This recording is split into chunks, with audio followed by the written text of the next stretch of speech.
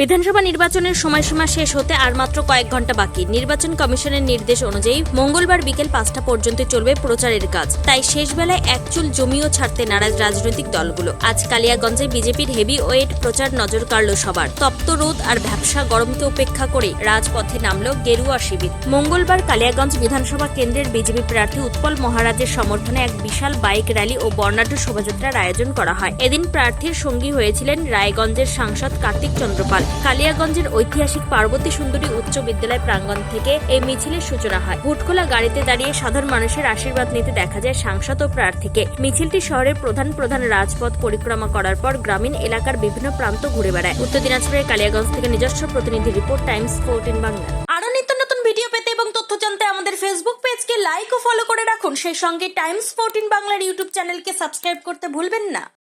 মুখের উজ্জ্বলতা হারিয়ে গেছে, স্পট পড়ে গেছে, ব্রণ ভর্তি, তাই আর দেরি না করে আজই আসুন রায়গঞ্জের চণ্ডীতলায় হেলথ প্লাস মাল্টি স্পেশালিটি ক্লিনিকে এবং এখানে পান অভিজ্ঞ ডাক্তার দ্বারা ফ্রি স্কিন টেস্ট। আরো বিস্তারিত জানতে যোগাযোগ করুন 9674895169 এই নম্বরে।